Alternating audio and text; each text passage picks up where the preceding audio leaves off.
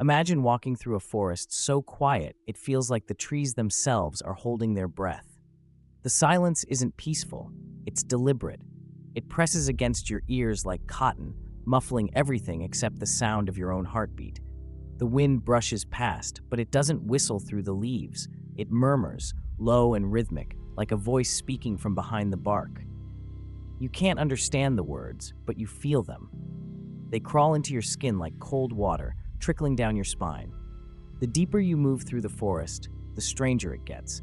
Not darker, necessarily, but heavier. The kind of weight that isn't physical. The kind that sits behind your ribs and makes you question each step. This is the Black Forest in Germany, a place so ancient it feels sentient, a place where legends don't die. They wait. Hidden in the mist, behind trees that twist like frozen screams, something old stands watching. Der Grossmann, the tall man. He's not a creature of motion. He doesn't stalk or chase. He waits, too tall, his arms dangling like ropes, longer than they should be, barely brushing the ground. His silhouette is always there between the trees, just far enough that you can't make out the details. But when you do get closer, when the fog parts just enough for you to see, there's no face. Just smooth, pale skin stretched where eyes, nose, and mouth should be. His head tilts slightly, like he's listening to something no one else can hear. Always dressed the same, black formal clothes, a suit that never gathers dirt or wrinkles, like he's going to a funeral that never ends. He doesn't move unless you stop looking, and by the time you turn around again, he's closer. The strange thing is, adults almost never see him first. It's always the children. They're the ones who hear the whispers in the wind, who find paths that shouldn't exist. They stray a little too far while playing, hum strange melodies as they walk, or pause for just a second too long while staring into the tree line. When they come back, if they come back, they're not the same. They're quieter.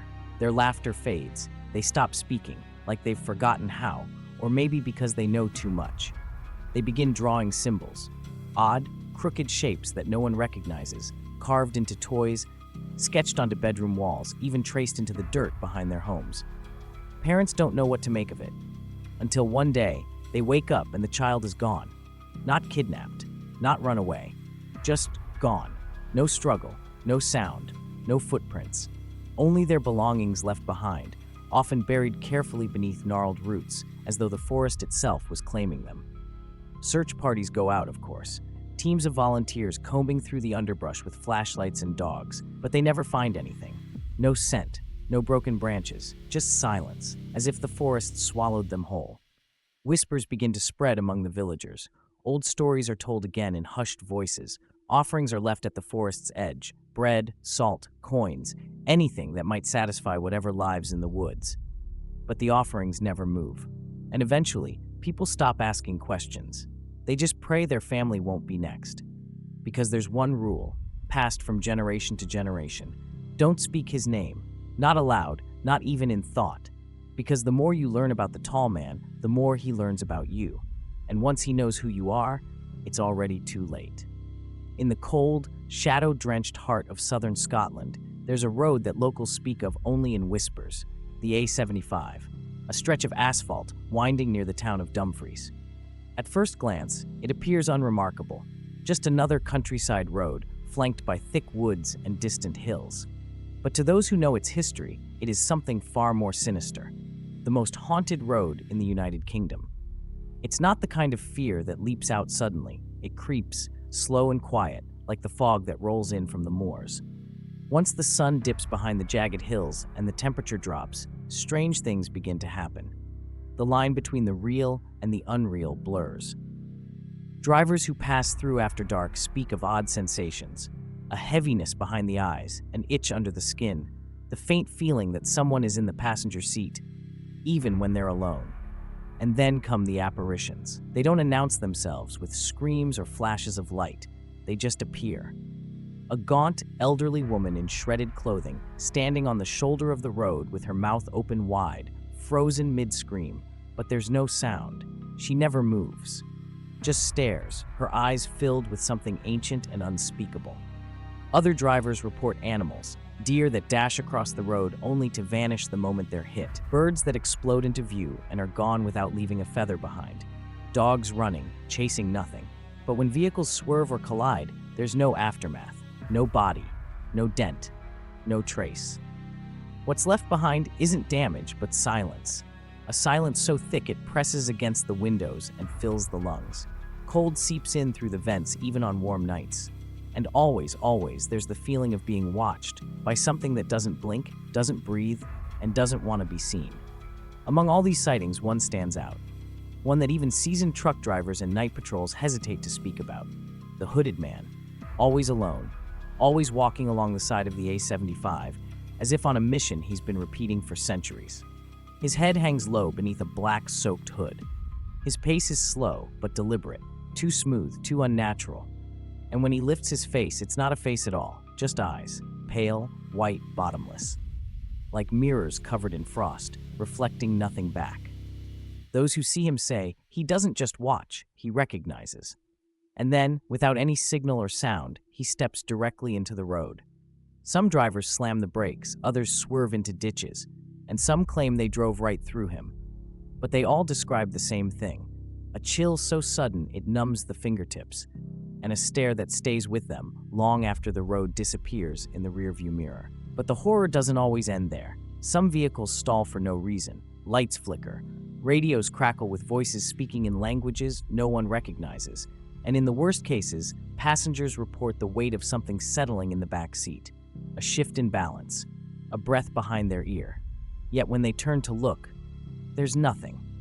Nothing but the hum of an engine and the endless stretch of black road. Paranormal investigators have tried to study the area. Some claim the A75 was built over ancient burial sites, forgotten cemeteries where bones were never blessed. Others believe the road is a tear in the fabric of reality, a passageway where things slip through that shouldn't exist in this world.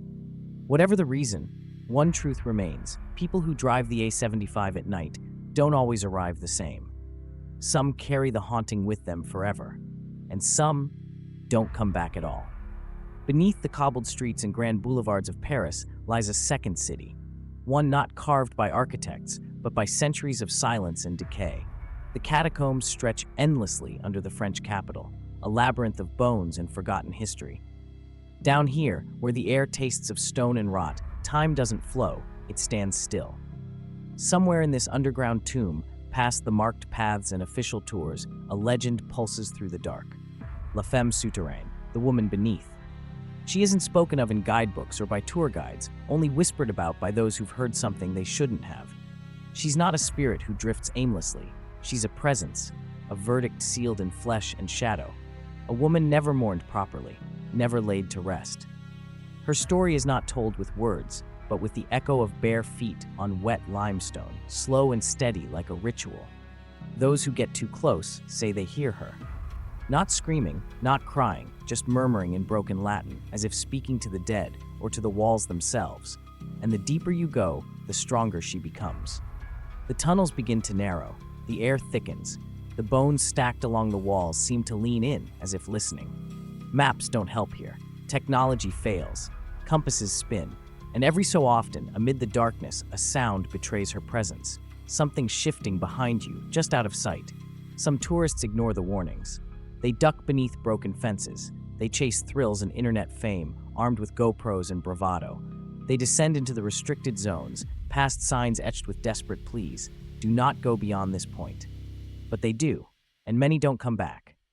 The few who are found are changed, silent, hollow-eyed, their memories blank or twisted. The few bits of footage recovered are always the same: static, garbled audio, shadows that don't move quite right, and sometimes, faintly, a voice. One that whispers a name that shouldn't be known, a name that matches someone missing. She doesn't scream, she doesn't chase, she simply waits in the silence, knowing exactly where you are. Those who investigate the catacombs say there's something unnatural beneath Paris. Some claim it's a psychic imprint, a soul echo trapped by the trauma of death. Others believe it's older than the catacombs themselves, something that fed on the sorrow of every buried soul and grew into a sentient shadow. But the most terrifying theory isn't that she was created, it's that she was placed, left there as a warning. A keeper of a prison no one remembers, guarding something no one wants to name. Some say she doesn't take people out of malice. She keeps them because they now belong to her world. A mirror of the city above, frozen in eternal dusk, where the lost walk in circles and never notice they're not alone.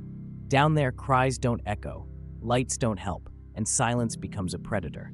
The moment you call out, even by accident, she hears you. And once she does, the only way out is to never have entered at all.